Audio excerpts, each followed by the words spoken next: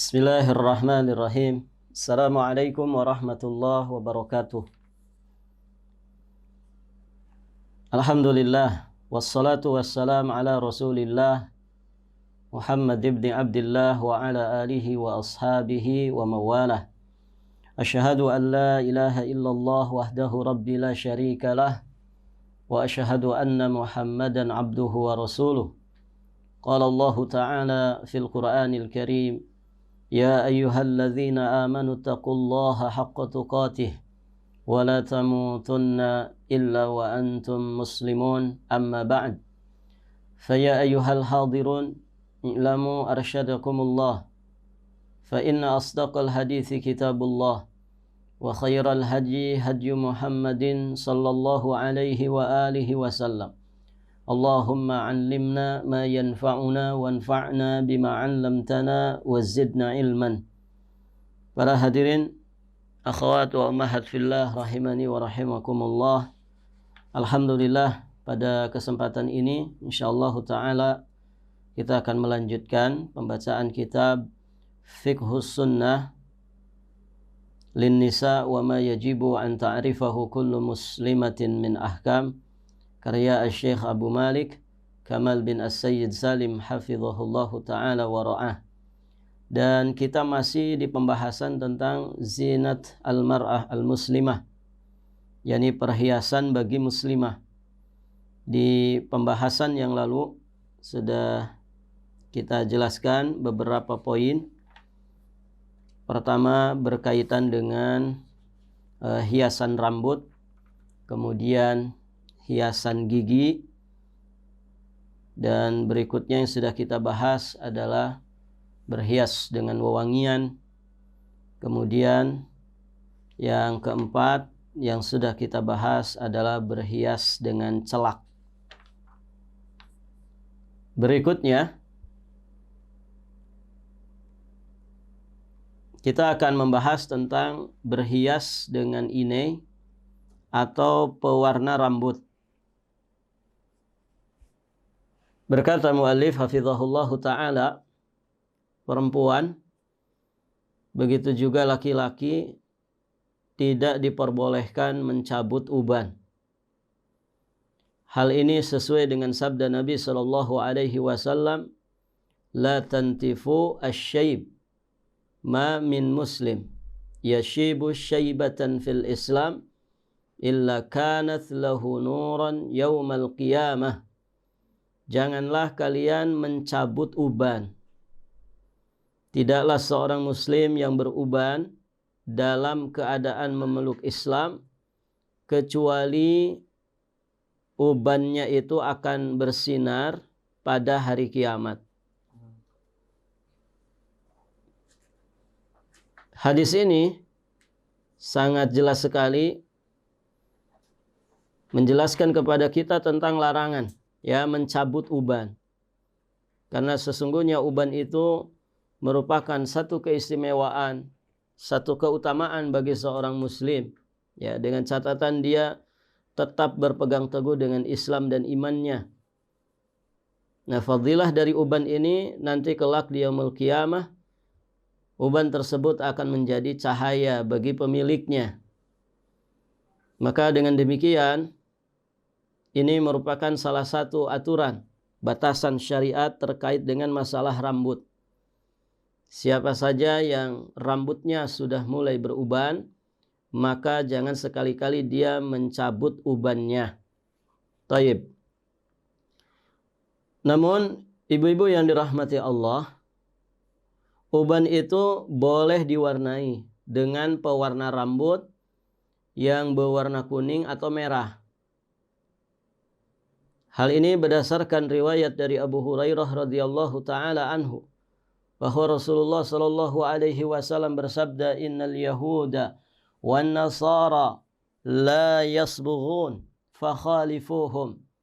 Sungguh orang-orang Yahudi dan Nasrani mereka tidak mengecat rambut mereka, maka warnailah rambut kalian agar berbeda dari mereka. Masya Allah, kita dilarang mencabut uban, namun kita diberi solusi untuk mewarnai uban.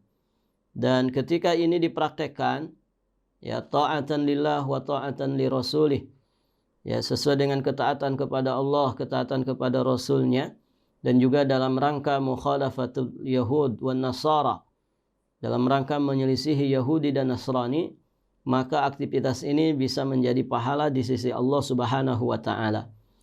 Bahkan Islam memberikan bimbingan kepada kita ya tentang alat untuk mewarnai uban kita. Dengan apa kita mewarnai uban kita? Taib. Di sini dikatakan bahwa bahan paling baik untuk mewarnai uban itu adalah inai dan katam. Ini satu jenis tumbuh-tumbuhan. Ya. Kalau kita menyebutnya pohon pacar atau daun pacar.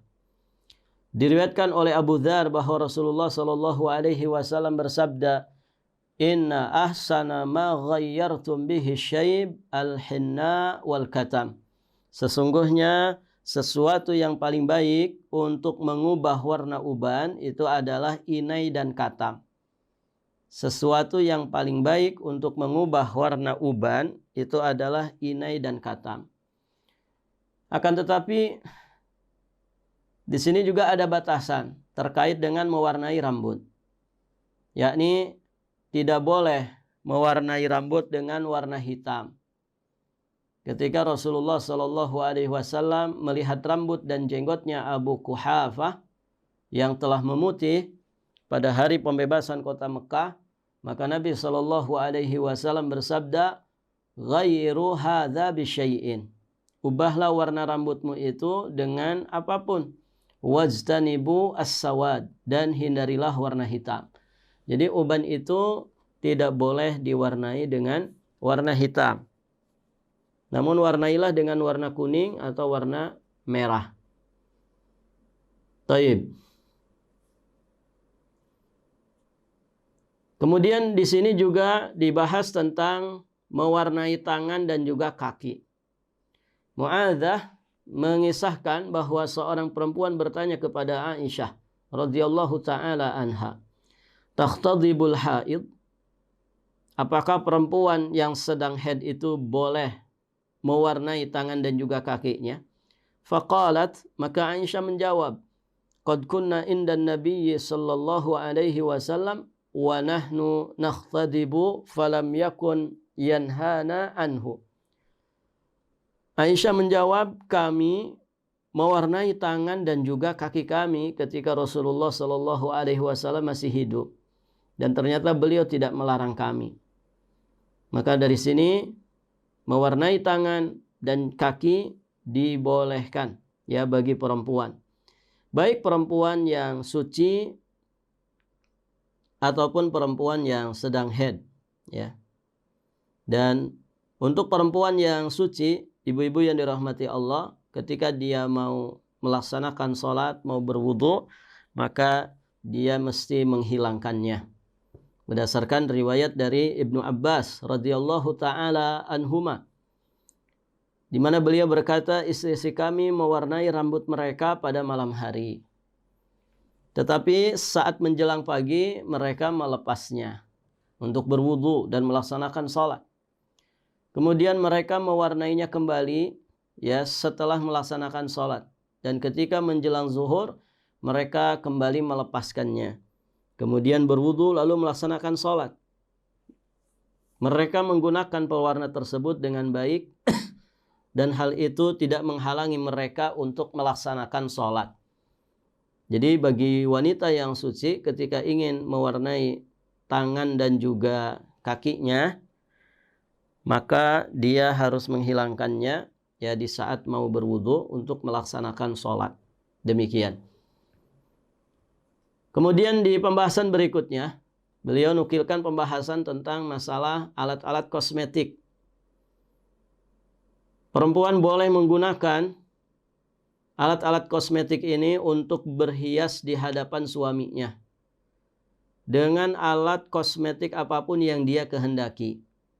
Rasulullah Shallallahu Alaihi Wasallam bersabda, "Khairu tibin nisa'i ma dhahara launuhu wa khafiya rihuh." Wewangian yang paling baik bagi perempuan itu adalah wewangian yang warnanya terang dan baunya tidak menyengat. Di dalam riwayat Anas juga dikatakan, anna Abdurrahman bin Auf jaa ila Rasulillah sallallahu alaihi wasallam wa bihi atharu sufratin. Fasa'alahu Rasulullah sallallahu alaihi wasallam fa akhbarah annahu tazawwaja imra'atan minal ansar. Abdurrahman bin Auf datang kepada Nabi sallallahu alaihi wasallam dengan bekas tanda kuning pada tubuhnya. Kemudian Rasulullah sallallahu alaihi wasallam bertanya tentang tanda itu. Maka dia menjelaskan bahwa dia menikahi perempuan dari kalangan Ansar. Tentang hadis ini Al-Imam An-Nawawi rahimahullahu ta'ala, beliau berkata, tanda kuning tersebut berasal dari istrinya. Hal ini menunjukkan bahwa perempuan itu boleh mengenakan alat-alat kosmetik. Ya, karena Nabi Shallallahu Alaihi Wasallam tidak melarang ya masalah ini.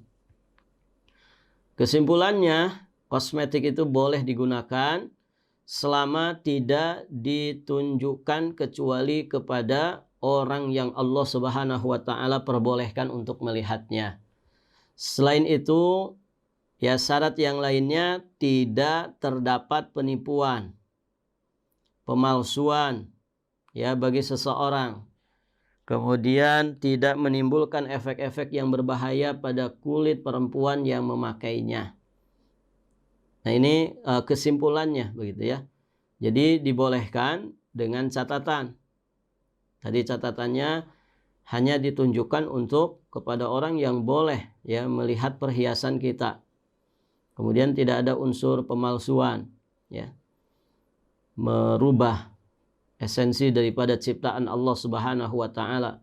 Kemudian alat-alat kosmetik tadi tidak menimbulkan efek yang berbahaya ya bagi yang memakainya.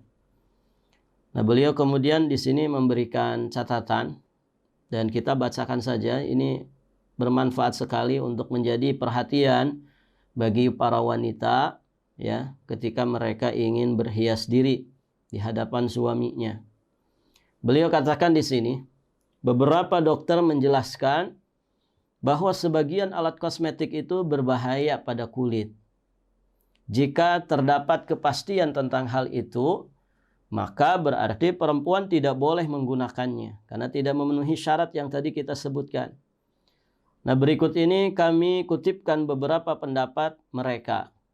Beberapa pendapat orang-orang yang ahli di bidang ini. Kemudian penulis mengatakan ketika penulis bertanya tentang bahaya-bahaya penggunaan produk kosmetik, Dr. Mustafa Hussein Abdul Maqsud, beliau seorang dokter pakar penyakit kulit dan reproduksi di Fakultas Kedokteran Universitas Tonto, menjelaskan bahwa produk-produk kosmetik modern mempunyai efek nyata yang berbahaya ya pada kulit perempuan dan dirincikan oleh beliau di sini. Di antara efek-efek pemakaian kosmetik secara umum, pertama berakibat pada menipisnya kulit dan pengerutan, dan diikuti kemudian dengan efek penuaan dini pada kulit. Jadi ini poin-poin ini penting ya untuk menjadi catatan bagi para muslimah sehingga mereka bijaksana ya di dalam memilih kosmetik. Dan mereka betul-betul punya batasan, kemudian berhati-hati ya di dalam penggunaan kosmetik. Jadi tidak boleh sembarangan di dalam menggunakan. Karena kalau sembarangan, apalagi tidak jelas ini bahannya apa, kandungannya seperti apa, ini bahaya-bahaya yang sangat banyak akan dia dapatkan. Dan banyak kasus seperti itu gitu ya. Ada orang misalkan wajahnya remeng-remeng, ya pengen kinclong, kemudian asal pakai alat kosmetik poles wajah, ya akhirnya malah kebakar. Pengennya niat lebih tampil cantik begitu, tapi malah jadi berantakan wajahnya. Ini gara-gara ketidakhati-hatian. Dan sifat seorang muslim itu ta'anni dalam segala hal. Ta'anni itu tidak tergesa-gesa, tidak terburu-buru, ya, tidak melakukan ajalah, dan dia sangat berhati-hati ya di dalam menjalankan kehidupannya terkait dengan kehidupan duniawinya, lebih-lebih terkait dengan ya urusan agamanya. Taib. Kemudian bahaya yang lainnya berakibat pada mengeringnya kulit sampai menyebabkan kulit itu pecah-pecah. Kemudian mengakibatkan radang kulit, pembengkakan sampai alergi dan juga eksim. Berakibat pada berubahnya warna kulit, baik dalam bentuk bertambahnya warna kulit dan juga bagian-bagiannya tampak lebih kecoklatan, mirip dengan lipatan perut ketika orang mengandung, maupun dengan pudarnya warna kulit dan tampak belang-belang putih pada bagian-bagiannya. Sebagian orang, ibu-ibu yang dirahmati Allah, karena mungkin wajahnya pengen lebih tampil menawan begitu, pengen lebih putih, kemudian dia poles pakai alat-alat yang sembarangan, ya memang kelihatannya putih begitu ya. Tapi ternyata jadinya belang gitu. Wajahnya aja yang putih, tangannya hitam begitu ya. Lehernya tetap hitam. Nah, ini tentu bukan kecantikan yang didapatkan begitu ya. Belum lagi para jamaah yang dirahmati Allah, hal-hal yang lainnya yang sangat berbahaya sekali bagi kulitnya ya, apalagi kulit wajah. Ini tentu lebih harus diperhatikan. Taib. Mengakibatkan radiasi dan alergi terhadap cahaya serta meningkatkan pertumbuhan rambut di wajah. Bahaya yang lainnya kadang-kadang dapat juga mengakibatkan berubahnya susunan sel-sel kulit serta dapat menumbuhkan berbagai tumor. Krim-krim untuk wajah juga bisa mengakibatkan tertutupnya pori-pori kulit dan menimbulkan jerawat. Dan juga bisa menyebabkan jerawat dan bisul yang kronis dan sulit diobati. Wal'iyadzubillah. Ya, ada orang istilahnya punya jerawat batu begitu ya. Besar-besar di wajahnya, kemudian menimbulkan kerutan-kerutan, menimbulkan gelombang-gelombang di wajahnya begitu ya. Orang bilang penuaan dini begitu ya. Jadi wajahnya itu tidak sesuai dengan usianya. Ya. Usianya misalkan baru 30 tapi wajahnya wajah 50. Nah, ini salah satu sebabnya mungkin karena dia tidak berhati-hati di dalam penggunaan alat-alat kosmetik. Taib.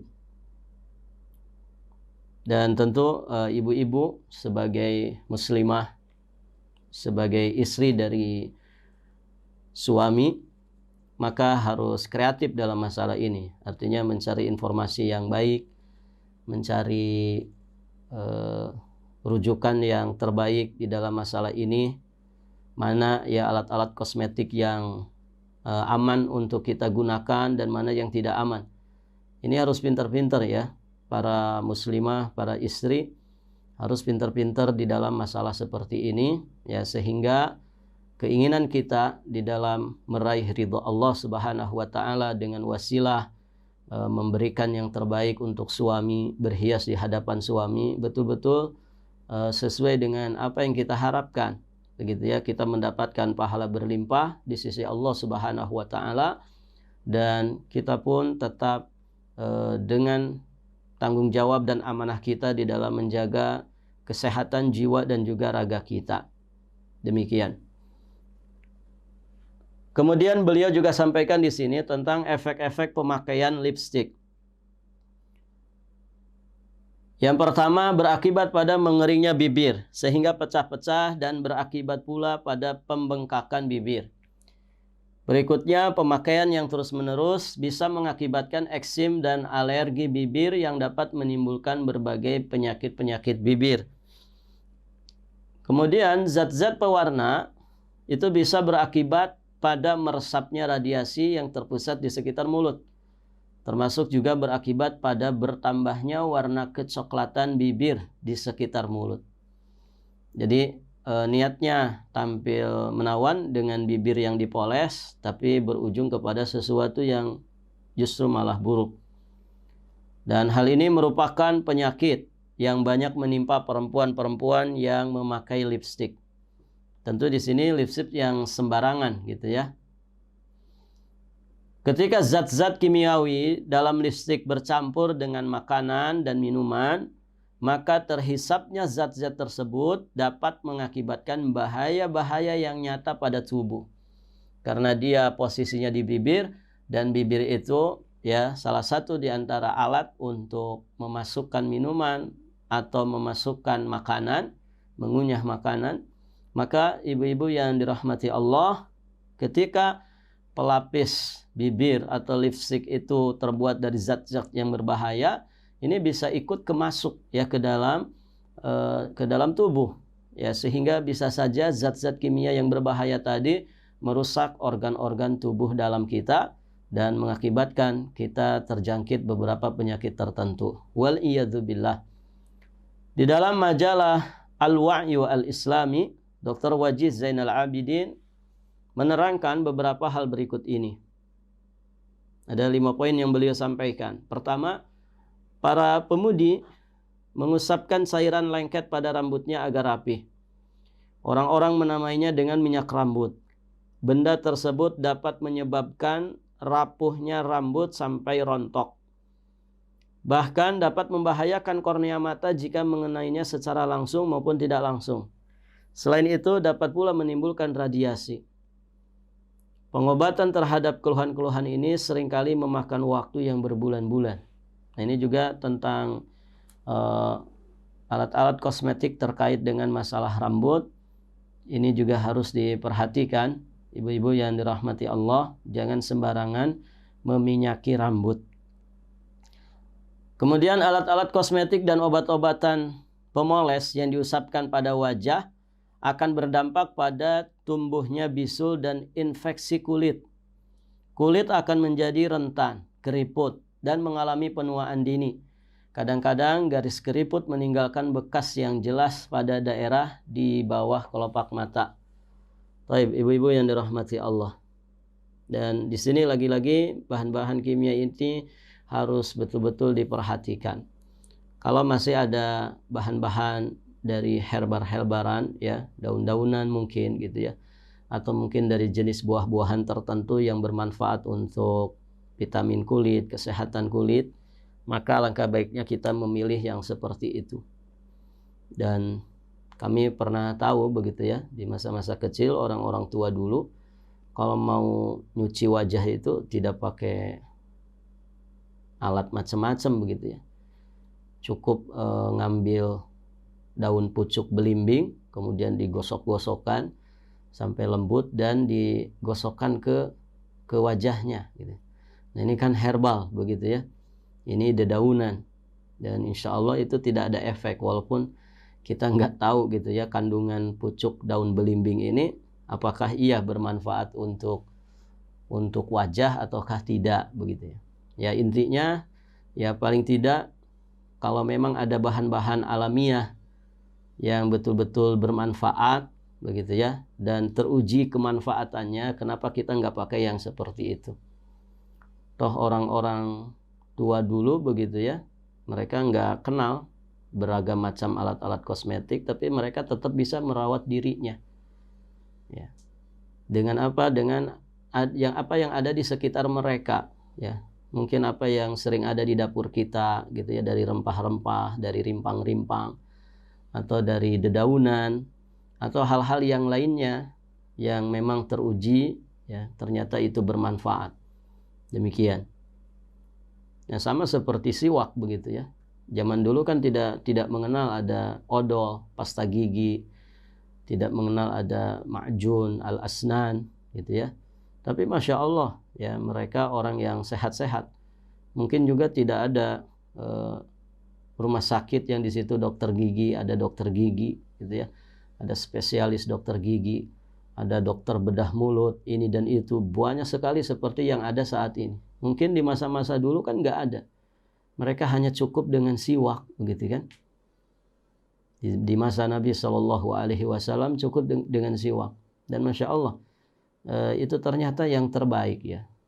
Dan odol-odolan itu kalau memang dibahas ibu-ibu yang dirahmati Allah, ternyata tidak baik ya ketika orang itu menggunakannya terus-menerus. Ada zat-zat yang mungkin kita tidak mengerti, ternyata itu berbahaya ya bagi mulut kita. Taib.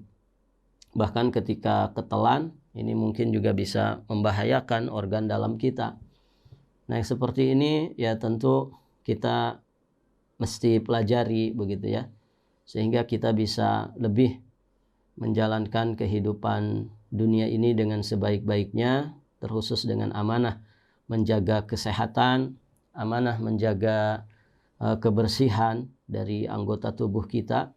Ini bisa terlaksana dengan sebaik-baiknya. Berikutnya, setelah seorang perempuan berusia 20 tahun, mereka menggunakan bulu mata buatan yang menyebabkan pelupuk mata menjadi bengkak atau pemulas mata yang menyebabkan alergi pelupuk mata. Ini dandanan-dandanan sebagian kalangan begitu ya. Yang merasa tidak puas dengan apa yang Allah berikan, apa yang Allah anugerahkan, apa yang Allah ciptakan untuk mereka. Sehingga mereka membuat alat-alat yang palsu, semu begitu ya, untuk lebih menampakkan kecantikan mereka, padahal sesungguhnya kecantikan seperti itu tentu tidak natural, begitu ya. Bagaimana bulu mata sudah Allah kasih, Allah sudah memberikan nikmat bulu mata ini, kenapa disambung-sambung, begitu ya.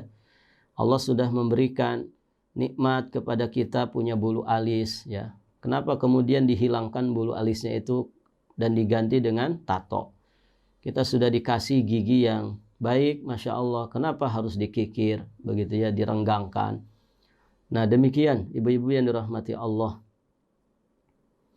Lipstik seringkali berdampak pada infeksi dan keringnya kulit bibir yang tipis dan membuatnya pecah-pecah karena bisa menghilangkan lapisan pelindung bibir. Cat pewarna kuku juga seringkali menyebabkan kuku itu pecah-pecah atau bahkan rusak, dan berdampak pada pembengkakan berlanjut kepada penyakit yang kronis. Taib. Kemudian di sini beliau juga memberikan catatan, ibu-ibu yang dirahmati Allah, manusia dengan tabiatnya yang khusus, dia harus mencari perlindungan dari efek-efek luar yang dapat mengenainya dalam kehidupan di muka bumi ini. Nah, kulit itu adalah lapisan pelindung pertama. Maka sebatas apapun kita menjaganya, sebatas itu pula kita memperoleh daya-daya perlindungan darinya.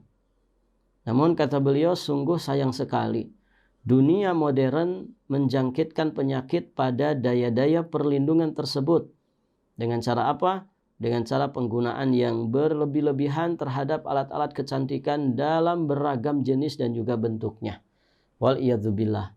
Maka tampil natural ya dengan polesan yang alamiah, ibu-ibu yang dirahmati Allah, tentu ini lebih baik ketimbang orang pulas poles dengan sesuatu yang akhirnya menghilangkan kenaturalannya, begitu ya.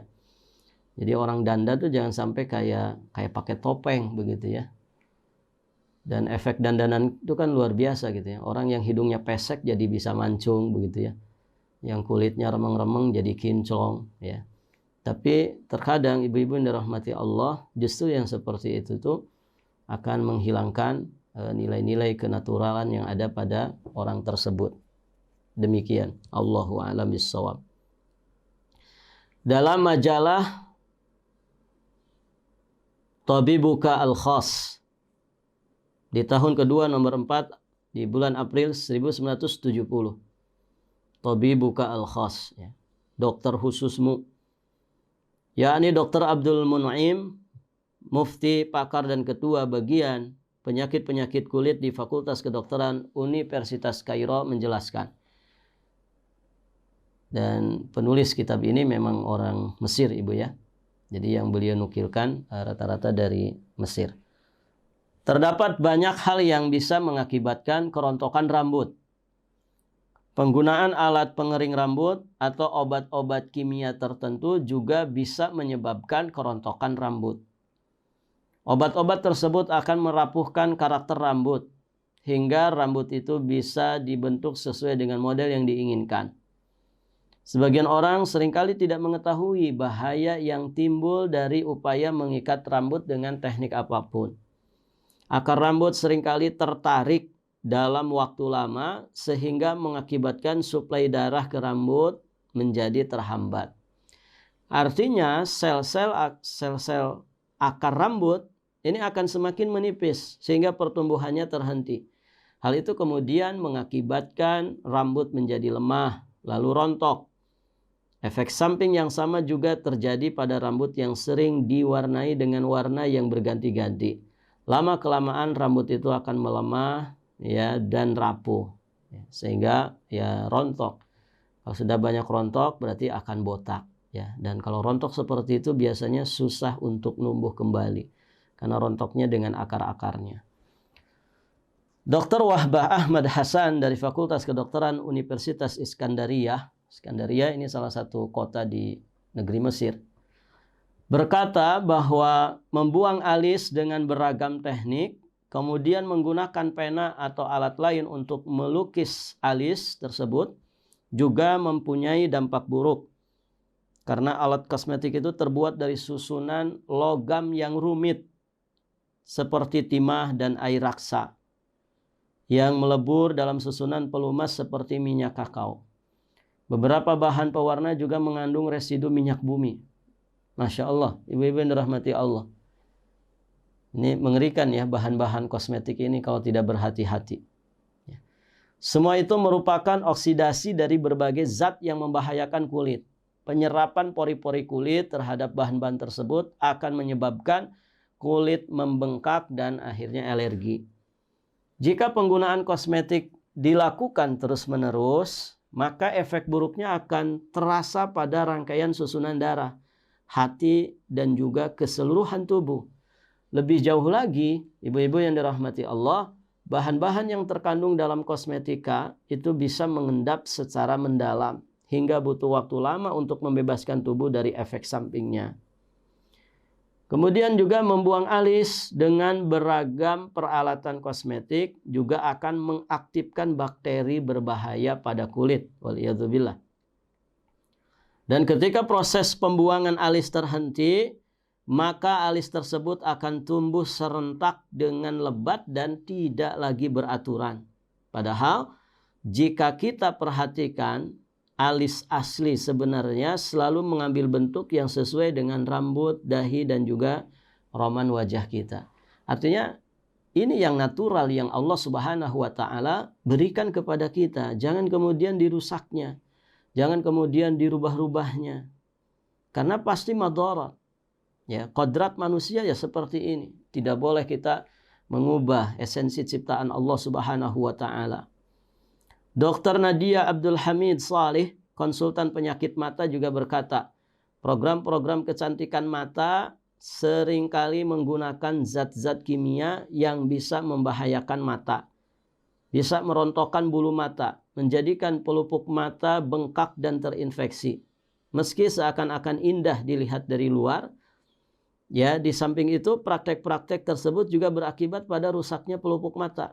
Kedua mata juga akan tampak lelah dan layu, serta diikuti dengan munculnya kantung hitam di sekitar pelupuk mata. Jadi mengerikan ya ibu-ibu yang dirahmati Allah. Maka berhati-hati ya di dalam penggunaan alat-alat kosmetik. Ya, adanya beragam tempat kecantikan begitu ya. Ini jangan sampai menjadikan kita tidak punya batasan. Zaman sekarang kan semua perawatan ada ya. Perawatan dari ujung rambut sampai ujung kaki ya, mau ngerawat apa saja ada. Ya, ngerawat gigi kah, ngerawat mata, merawat alis ya, merawat kuku ya, kaki, jari dan lain sebagainya. Nah, ini jangan sampai yang menjadikan kita tidak memiliki batasan-batasan. Dr. Nadia juga memperingatkan tentang penggunaan alat-alat kecantikan secara bergantian. Hal itu bisa menimbulkan bahaya-bahaya lain, terutama penularan dan penyebaran infeksi-infeksi mata. Ketika seorang perempuan menggunakan alat-alat kecantikan seperti pena dan kuas yang telah digunakan oleh perempuan lain. Nah, ini juga kita mesti berhati-hati ibu-ibu yang dirahmati Allah, karena kadang kita tidak mengerti gitu ya. Alat yang digunakan untuk merawat kita itu apakah juga digunakan untuk merawat orang lain? Ya, saya pernah bincang ya dengan salah seorang dari jamaah kita, dan istrinya adalah seorang dokter. Masya Allah, ibu-ibu yang dirahmati Allah ya. beliau pernah banyak bercerita kepada saya satu zaman begitu ya, terkait dengan masalah virus corona ini gitu ya, wabah yang sedang melanda dan hal-hal yang lainnya yang terkait dengan dunia kesehatan gitu. Nah, yang beliau sampaikan adalah diantaranya tukang cukur ya, tukang cukur yang beredar di sekitar kita ya, atau salon-salon yang ada di sekitar kita, ini juga mesti menjadi perhatian begitu ya. Dan barangkali di sini ada yang punya usaha itu juga memang harus berhati-hati dan sangat amanah. Jadi ternyata pisau-pisau cukur itu ya, misalkan silet untuk ngelis ya, itu kadang orang tidak diganti siletnya gitu ya. Tidak diganti siletnya. Sebagian ada yang menggantinya, namun ibu-ibu yang dirahmati Allah, dia tidak membersihkan tempatnya. Nah, ternyata alat-alat seperti itu, ini alat-alat yang rawan menularkan penyakit. Alat-alat yang rawan menularkan penyakit. Begitu ya. Ketika orang tidak apik, tidak resik ya di dalam melakukan perawatan alat-alatnya itu, maka ibu-ibu yang dirahmati Allah, waliyadzubillah, ini bisa berbahaya bagi para pelanggannya. Dan beliau sempat cerita ya, seperti hepatitis itu bisa menular melalui alat-alat seperti itu ya, karena silet yang digunakan untuk ngelis ya pada akhir season dari potong rambut itu kan bisa saja menggores sedikit dari permukaan kulit, atau mungkin jerawat yang muncul kegores akhirnya menimbulkan sedikit luka dan mungkin saja ada bercak darah di situ. Nah, kalau itu kemudian dibiarkan tidak dibersihkan, nanti dipakai lagi untuk orang kedua, orang ketiga, orang keempat, dan seterusnya. Waliyadzubillah. Ya, ini bisa sangat rawan sekali menjadi sabab penularan penyakit. Walaupun ibu-ibu yang dirahmati Allah, tidak ada penyakit yang menular dengan sendirinya. Itu akidah kita, itu keyakinan kita. Ya. Semua itu dengan izin Allah Subhanahu wa taala. Namun manusia dituntut untuk berikhtiar semaksimal mungkin. Dia berikhtiar untuk kebaikan dunianya, kebaikan agamanya, berikhtiar untuk kebaikan jasadnya, berikhtiar untuk kebaikan hatinya. Ya. Di samping itu dia pun berdoa kepada Allah Subhanahu wa taala ya, dengan doa-doa terbaiknya sehingga dia bisa selamat jiwa raganya, selamat dunia dan juga agama serta akhiratnya. Nah, demikian ibu-ibu yang dirahmati Allah. Bahan-bahan yang digunakan untuk memoles bulu mata asli dalam keterangan para dokter itu mengandung zat amonia nikel atau beragam jenis karet sintetis yang dapat mengakibatkan radang kulit serta rontoknya bulu mata asli. Para dokter menjelaskan sifat-sifat warna di sekitar mata dengan teori-teori ilmiah. Ini perhatikan ibu-ibu yang dirahmati Allah. Pertama, warna hitam. Itu terdiri dari karbon hitam dan oksida besi hitam. Warna biru itu terdiri dari biru kapur dan zat-zat biru yang lainnya. Warna hijau itu merupakan warna salah satu oksida krom, elemen logam. Warna coklat merupakan salah satu oksida besi yang terbakar. Warna kuning merupakan oksida besi. Semua zat-zat kimia tersebut tentu sangat berbahaya untuk mata dan juga sekitarnya. Para dokter menjelaskan bahwa elemen-elemen bahan tersebut dapat menyebabkan keracunan kronis yang sulit disembuhkan. Akibat lainnya adalah infeksi kornea mata serta peradangan yang disebabkan oleh alat-alat yang tidak disterilkan dan mengandung bakteri-bakteri penyakit. Gejalanya tampak misalnya ketika bulu mata menjadi rontok. Nah, menurut penulis dari kitab ini, beliau memberikan satu catatan kesimpulan. Jika bahaya-bahaya itu benar-benar terbukti, ya, dan juga mungkin sudah kita saksikan para korbannya, maka pemakaian alat-alat kosmetika jelas dilarang. Jika tidak, maka pada dasarnya penggunaan alat-alat itu dibolehkan. Artinya di sini ibu-ibu yang dirahmati Allah, kita mesti punya pengetahuan ya tentang alat-alat kosmetik ya, bagi para muslimah begitu ya. Dia mesti paham mana yang bisa kita gunakan dan aman, halal, baik begitu ya. dan mana yang berbahaya. Ini tentu ibu-ibu ya yang harus kreatif dalam masalah ini, karena yang biasa berdandan sesungguhnya adalah ibu-ibu. Kalau dandanan laki-laki itu simpel saja. Berikutnya, pengecatan kuku dengan manikur. Ini boleh dilakukan dengan syarat-syarat yang telah disebutkan di atas. Kecuali jika cat kuku tersebut menghalangi air wudhu yang membasahi kuku. Jika menghalangi air wudhu, maka menghilangkan cat kuku saat berwudhu itu wajib hukumnya. Dalam hal ini penulis tidak lupa untuk mengingatkan bahwa perempuan harus memotong kukunya. Ini poin yang sangat penting. Ibu-ibu yang dirahmati Allah, beliau ingatkan di sini. Silahkan ya perempuan berhias secantik mungkin, berhias semaksimal mungkin ya untuk mendapatkan ridha Allah Subhanahu wa taala dengan jalan menyenangkan suaminya. Namun batasan-batasan seperti ini harus diperhatikan. Begitu ya. Kuku itu harus dipotong, jangan dibiarkan panjang. Tidak boleh membiarkannya panjang seperti apa yang sering kita lihat akhir-akhir ini. Karena apa? Karena itu bertentangan dengan sunnah-sunnah fitrah. Ya, taklimul adfar itu salah satu sunnah fitrah, memotong kuku. Tidak boleh lebih dari 40 hari. Ini mohon diperhatikan ibu-ibu yang dirahmati Allah. Kuku mana yang kita potong? Semua kuku. Ya. Ibu jari kita, kalau ibu jari tangan kalau ada 10 ya berarti 10 kuku yang ada di ibu jari kita. Kalau ada 12, bagian orang jarinya ada 12 ya berarti 12. Tambah kaki. Ya, kaki kalau 10 berarti 10. Kalau misalkan 12 ya berarti 12 ya. Nah, itu semua dipotong. Semua dipotong. Ya, tidak ada yang dikecualikan. Sebagian orang kadang mengecualikan jari kelingkingnya, ada yang jari telunjuknya. Allahu alam apa faidahnya, gitu ya. Kenapa dia dianak emaskan begitu ya, tidak dipotong. Yang lain semua dipotong, satu disisakan. Allah alam, mungkin ya untuk keperluan ngupilkah atau untuk apa kita nggak tahu, untuk garuk-garuk mungkin. Tapi hal ini tidak sesuai dengan sunnah fitrah, ya. Jadi semuanya dipotong. Ya, silahkan tampil cantik, dandan, mau